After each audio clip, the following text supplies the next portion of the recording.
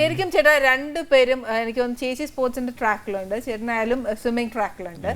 ഏറ്റവും കൂടുതൽ ഈ ട്രാക്കിലാണ് നമുക്ക് സന്തോഷം വരുന്ന സങ്കടവും വരുന്നത്. ജയിച്ചാ ഭയങ്കര സന്തോഷം വരും, ചോറ്റാ നമുക്ക് അന്നേരം സങ്കടം വരും. ഇത് രണ്ടും അറ്റ മൂവ്മെന്റ് ഇന്ന ട്രാക്കാണ്. ശരിക്കും അങ്ങനെ ഏതെങ്കിലും ഒരു ഇൻസിഡന്റ് ചേച്ചിക്ക്, ഐ മീൻ സങ്കടം വന്ന ചേച്ചിക്കും ചേട്ടനും വന്ന ഒരു സന്തോഷവും ഒരു സങ്കടവും ഉണ്ടാവുക? ഏഷ്യൻ ഗെയിംസിന് ശരിക്കും എനിക്ക് ഞാൻ ഫസ്റ്റ് വന്നായിരുന്നു. ഫസ്റ്റ് ഇന്ത്യയുടെ ഫസ്റ്റ് ഗോൾഡ്, അത്ലറ്റിക് ഗോൾഡായിരുന്നു. പക്ഷേ ആ ഗോൾഡ് എനിക്ക് നഷ്ടപ്പെട്ടു. കാരണം ട്രാക്ക് ചേഞ്ച് ചെയ്തെന്ന് പറഞ്ഞപ്പോൾ ശരിക്കും 800 മീറ്റർ ഫസ്റ്റ് 100 മീറ്റർ കഴിഞ്ഞാണ് ട്രാക്കിനുള്ളിൽ അകത്ത് പോകാണ്ട്. അതിന് മുമ്പ് ഒരു ലൈൻ കണ്ടുകൊണ്ട് എനിക്ക് മാറി ഒരു സ്റ്റെപ്പ് വെച്ച് പോയി. അതിൻ്റെ ലൈഫിൽ ഇപ്പോഴും ഒരു വിഷമം തോന്നുന്ന സമയം. കാരണം ആ സെക്കൻഡ് വന്ന് കൊറിയയെ വെച്ചിട്ടാണ് മീറ്റ് നടന്നത്. കൊറിയൻ ഗേളായിരുന്നു സെക്കൻഡ് വന്നത്. അത് കാരണം കൊറിയയ്ക്ക് ഗോൾഡ് ആദ്യം അനൗൺസ് ചെയ്തായിരുന്നു. അപ്പോൾ ഷൈനി ടിവിയുടെ സ്ക്രീനിൽ തന്നെ ഷൈനി മാത്രമേ കാണാനുള്ളൂ. അത്രയും ഡിസ്റ്റൻസ് ഷൈനി മുന്നേ വരിക. അപ്പോൾ ന്യൂ ഏഷ്യൻ ഗെയിംസ് റെക്കോർഡ് എന്നൊക്കെ അനൗൺസ് ചെയ്ത് ഫസ്റ്റ് ഇന്ത്യ എന്ന് കണ്ട് വന്നു കഴിഞ്ഞിട്ട് പിന്നെ നമ്മളൊരു ടി വി ഓഫായിട്ട് പിന്നെ തിരിച്ചു വന്നപ്പോൾ ഷൈനിയുടെ പേര് കാണുന്നില്ല. ഏറ്റവും അടിയിൽ ഷൈനി വിൽസൺ ഇന്ത്യ DQ എന്ന് എഴുതിയിരിക്കുന്നു, ഡിസ്ക്വാളിഫൈഡ്. അപ്പോൾ സെക്കൻഡ് ഗേൾ വന്നിട്ട് കൊറിയക്കാരി. അതെ, അവർക്ക് അതുവരെ ഒരു ഗോൾഡ് കിട്ടിയില്ല. ഫുൾ ഉറങ്ങിയിട്ടില്ല ആ നൈറ്റ്, ഒരു ശകലം പോലും ഉറങ്ങിയിട്ടില്ലായിരുന്നു. പിന്നെ മനസ്സ് ഭയങ്കര സങ്കടമായിരുന്നു. പക്ഷേ പിന്നെ അന്നത്തെ സ്പോർട്സ് മിനിസ്റ്റർ മാർഗ്രറ്റ് ആൽവയൊക്കെ വന്ന് പറഞ്ഞ് സാരമില്ല, ഷൈനിക്ക് മെഡൽ കിട്ടിയിട്ട് ഞങ്ങൾ കണക്കാക്കുന്നത് എന്നെല്ലാം വന്ന് എല്ലാവരും സമാധാനിപ്പിച്ചു. പക്ഷേ അടുത്ത ദിവസമായിരുന്നു 400. ഒരു തുള്ളി പോലും ഞാൻ ഉറങ്ങിയിട്ടില്ലായിരുന്നു രാത്രി. 400 മീറ്ററും പിന്നെ റിലേ ഉണ്ടായിരുന്നു. പിന്നെ ശരി രാത്രി ഒരു സെക്കൻഡ് പോലും എനിക്ക് ഉറങ്ങാൻ പറ്റിയിട്ടില്ല.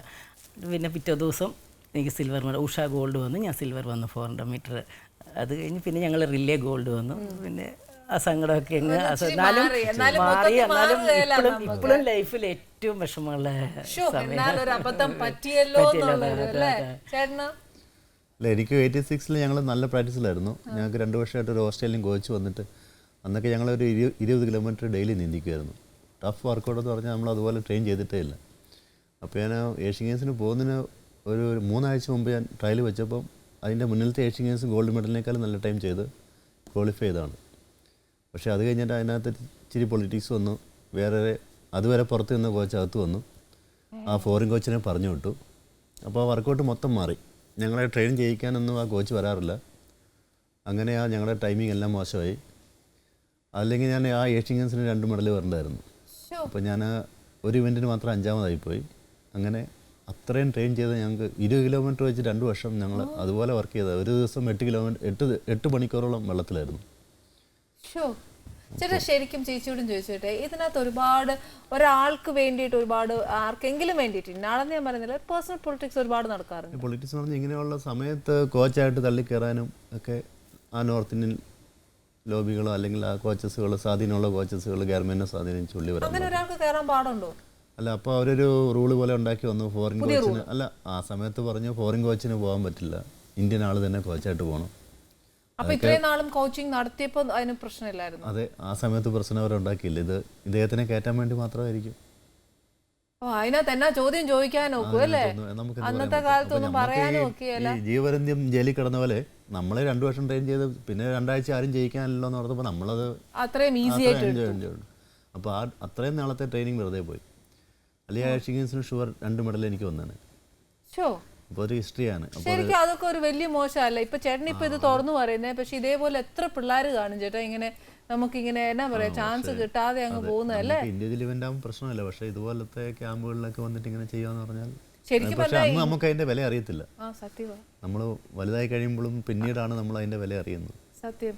അന്ന് റിയാക്ട് ചെയ്യാൻ പോലും അന്ന് എൻ്റെ കൂടെ ഖജാൻ സിംഗ് എന്ന് പറഞ്ഞൊരു സ്വിമ്മറും ഉണ്ടായിരുന്നു. ഡൽഹിക്കാരനാണ്, നല്ല ടാലൻ്റ് ഉള്ള സ്വിമ്മറാണ്. ഈ പുള്ളി എന്നാന്ന് ചോദിച്ചാൽ കോച്ചിൻ്റെ അടുത്ത് അവസാനത്തെ വർക്കൗട്ട് 15 ദിവസത്തെ എഴുതി വാങ്ങിച്ചു. എന്നിട്ട് ഞങ്ങളോട് കിടന്ന് കളിച്ചിട്ട് പുള്ളിയുടെ ചേട്ടനും 2 ചേട്ടന്മാർ പുള്ളിയെ സെപ്പറേറ്റ് ആയിട്ട് കൊണ്ടുപോയി ട്രെയിൻ ചെയ്യിച്ചു ഈ വർക്കൗട്ട്. അപ്പോൾ നമുക്ക് അങ്ങനെയൊന്നും ചെയ്യിക്കാൻ ആരുമില്ലായിരുന്നു. അപ്പോൾ പുള്ളിക്ക് മാത്രം മെഡൽ വന്നതുകൊണ്ട്. അതൊക്കെ എന്നെ ഏർപ്പാടല്ലേ? അതെ, അല്ലെങ്കിൽ ചിലപ്പോൾ ഞങ്ങൾക്ക് 2-3 മെഡൽ കൂടെ വന്നേനെ ഇന്ത്യക്ക്. അതൊക്കെ വലിയ മോശപ്പെട്ട ഏർപ്പാടാവും. നമുക്കൊന്ന് റിയാക്ട് ചെയ്യാൻ പറ്റാത്ത ഏറ്റവും വലിയ നമ്മുടെ അത്രയും നാളത്തെ പരിശ്രമം അല്ലേ വെറുതെ പോയത്. അതാ വെറുതെ പോകുന്നത്.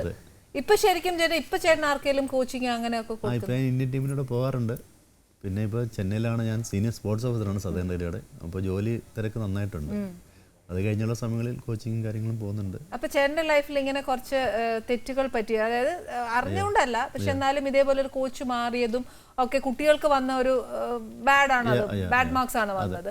അതേപോലെ ഇപ്പൊ ചേട്ടന്റെ നേതൃത്വത്തിൽ അങ്ങനെ വല്ല കോച്ചിങ് നമ്മുടെ സിസ്റ്റം കംപ്ലീറ്റ് മാറിയില്ല. ഇപ്പൊ അന്നൊക്കെ നമുക്ക് ക്യാമ്പുകളിൽ മാത്രമേ ഉള്ളൂ ഈ ലോങ് ടൈം ക്യാമ്പുകൾ, 1 വർഷം 1.5 വർഷം ക്യാമ്പുകൾ കാണും.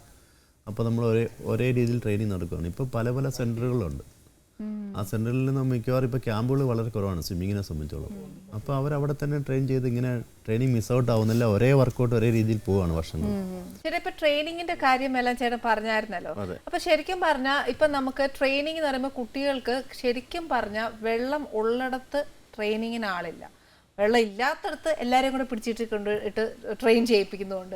ഇത് ശരിക്കും പറഞ്ഞാൽ അങ്ങനെ പറ്റുന്നത് ശരിക്കും നമ്മുടെ ഈ കുട്ടനാട് സൈഡൊക്കെ ഇഷ്ടംപോലെ വെള്ളം ഉണ്ടെന്നൊക്കെ കേൾക്കുന്നത്. അവിടെ ഒന്നും ആരും കേൾക്കാനും ഇല്ലേ, ഇങ്ങി വന്നൊക്കെ പഠിക്കേണ്ടി വരുന്നില്ലേ ചേച്ചി, തോന്നുന്നില്ലേ? കുട്ടനാട് ഒത്തിരി പിള്ളേർ ജോലി കിട്ടി പോയിട്ടുണ്ട്. പക്ഷെ ഒരു സയന്റിഫിക് ആയിട്ടൊരു നല്ലൊരു സ്വിമ്മിംഗ് പൂൾ ഇല്ല.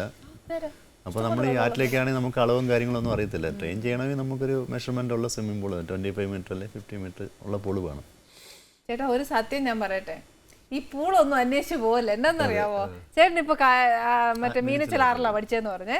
പക്ഷെ എൻ്റെ പിള്ളേർ ഉൾപ്പെടെ ഞാൻ പറയട്ടെ, ഒരു കായലിൽ കൊണ്ടിട്ട് കഴിഞ്ഞാൽ ഇവർ സ്വിമ്മ് ചെയ്യല, ഉള്ള കാര്യം പറയാലോ.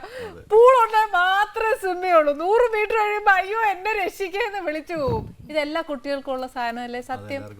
മറ്റേ ഒരു ആറിലോ ആറ്റിലോ എന്നേലും ഒന്ന് പഠിക്കുവാന്നേ ഈ പിള്ളേർക്ക് ഈ പേടി അങ്ങ് മാറും. പിന്നെ എവിടെ ആന്നേലും അവർക്ക് ഒരു ടെൻഷനും ഇല്ല. മറ്റേ പൂളല്ലാതെ വേറെ എവിടെയാലും എൻ്റെ പിള്ളേർ ഉൾപ്പെടെ പറയുക, എവിടെയെങ്കിലും കൊണ്ടിട്ട് കഴിഞ്ഞാൽ അവർക്ക് നീന്താൻ അറിയാൻ മേല. സത്യം തനിക്ക് അങ്ങനെ ഉണ്ടോ? പൂളല്ലാതെ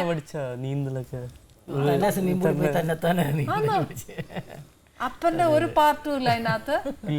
സ്വിമ്മിംഗ് പൂൾ അല്ലാതെ ഇപ്പൊ ഞാൻ ചോദിച്ച കൂട്ടെ തന്നെ ഏതെങ്കിലും അപ്പന്റെ വീടിനടുത്ത് മീനച്ചിലാറ് കണ്ടിട്ടുണ്ടോ? അവിടെ കൊണ്ടുപോയിട്ടാ താൻ നീന്തുവോ?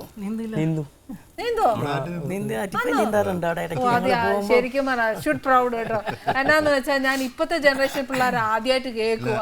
ആനി പറഞ്ഞത് ശരിയാണ്. നമ്മൾ ഈ സിറ്റിയിലുള്ള പിള്ളേര് നമ്മളൊരു ചെറിയ കായലിലോ അല്ലെങ്കിൽ ആറ്റിലോ കൊണ്ടിട്ട് അവർക്ക് പേടിയാ. സത്യമായിട്ട് പേടിയാ. നമ്മളെ പോലുള്ള നാടൻ പിള്ളേരാണ്. ഞങ്ങൾ നാട്ടിൽ പോകുമ്പോ ഇടയ്ക്ക് തോട്ടി ആറ്റി പോവും, മോനെ കൊണ്ടും പിന്നെ പിള്ളേരെ കൊണ്ടും.